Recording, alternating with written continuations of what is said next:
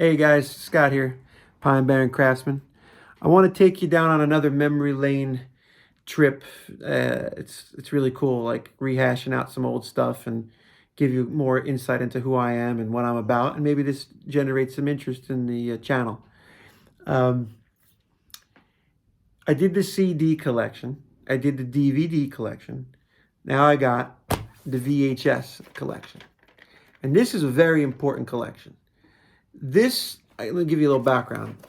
When I moved to Jersey, South Jersey, central South Jersey by Jackson, I left from north and I came down, and it was the football Pop Warner scene up north. I come down and it wasn't doing for me. I was 13 years old, meeting new friends, and there was this big alternative riding, bikes, movement, and skating, alternative music. It all hit perfect timing for when I arrived in my new town.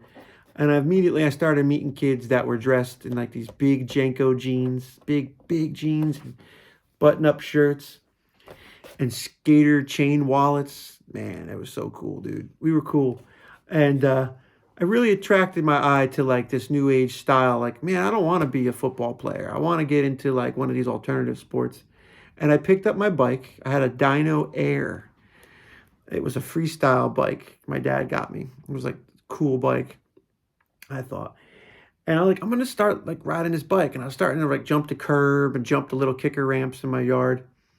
And surely but surely, I walked away from football. It was just one day getting yelled at by one of the coaches. I'm like, I don't need to get yelled at here. I'll go home, hang out, and figure something else out. And I started riding and, popping wheelies, riding wheelies, whatever. And then I start meeting my buddies, right? Who's into skating, who's into biking. We were all part of the same big group. But as it started to develop, you started to learn there's more and more guys that are into biking, and I was gravitating towards the bike world. And what really fueled the interest was these VHS tapes. This is S&M BMX Inferno, okay? One of the first videos I watched was Soil, was out from the West Coast. Guys like Sean Butler, I think Brian Foster, TJ Lavin was in the video. Josh Stricker, I think. So like we watched these videos and we bought it home and we went out and we built bike jumps in our backyards. This is Push Trails. Push was out in Pennsylvania, Pittsburgh. And we just emulated the tricks. We built the jumps. We tried to do one-hander. We tried to do a one-footer. We dressed the same way. It was just cool, man. It looked like these guys and riding at night. You put the hoodie on. You go around town. You're not terrorizing nothing. You think you are, but you're out there ripping around town, or you're in the street. You go into a city somewhere and you drive street. You ride street. You jump handrails, or you jump down stair gaps around town. And you're hanging out with everybody. I mean, music, whatever, whoever's into it. There was guys that were into skating, or even inline skating. There's another one, Heroes and Madmen. This is cool. It was like a blue box. Chad Kagi,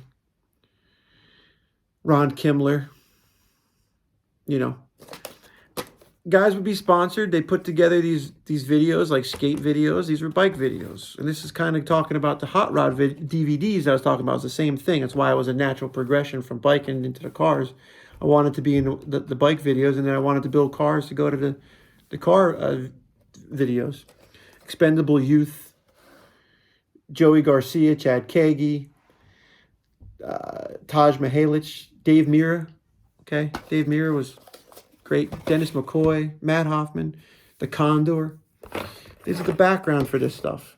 I have some other VHS tapes. They're not labeled, whatever. There was Ride BMX, this DK BMX video. And that brings me to DK. So I went and I did the freestyle stuff, trail riding, dirt jumping. I wasn't big in street riding. It just wasn't something we did in our town. We had more dirt jumps. You had to go somewhere for street riding. I think we had a couple gaps in town that we would go to. That was it. So I was racing bikes, 1-800-COLLECT. And I was just hanging out at this local bike shop. And this guy was pretty cool, Jerry Beck. And he's like, listen, we're going to do a small sponsorship. Anybody races bikes, we want to give you a jersey. On the back, it's going to say our shop. And you know, if you do pretty good and you're consistent, you know, we can put you on the team for a little bit. And you know, you got some grips, maybe some tube tires, a shirt, you know, some stickers. I thought it was the best thing ever, man. I was like, oh, I'm sponsored. And you show up, and there's other guys that are sponsored, different town, and they come with the gear, like they got the legs, you know, the clipped in pants, the clipped in pedals, the pants, the leggings, whatever they're, the racing gear, and it looked legit, man. You know, full face helmets. I'm out there racing my S&M Challenger. It was my first real BMX cool bike from one of these companies, you know. And they're racing like aluminum bikes. These guys are fast, man. I can remember at least one of the races. There was 8 of us. As a moto main event. It was a main event. And we're all racing. Riders ready, watch the gate. And the gate drops and we all come out. And we hit the jumps and then we hit the first turn.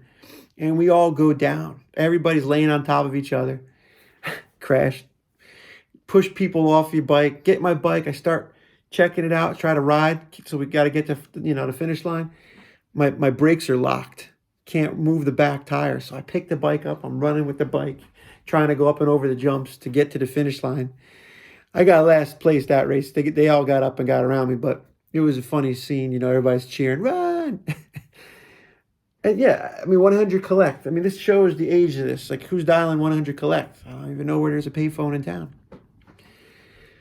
Anyway, you know, just a little window into some fun stuff from the past. Anybody wants to talk about it? You know, the music scene was awesome. We already talked about some of the CDs, tape cassettes that we had. And this is the VHS, man. You put it in, rewind, you watch it 100 times, man. We would get so excited. We watch these tricks and we go out and try to emulate it all day long in the summer. Come inside, get a Domino's pizza, can of soda, and you're right back out for another 4 hours in the sun. And then you rode home. We rode across town. I don't know how many miles it was. We used to ride at this trail. It's called Pine View.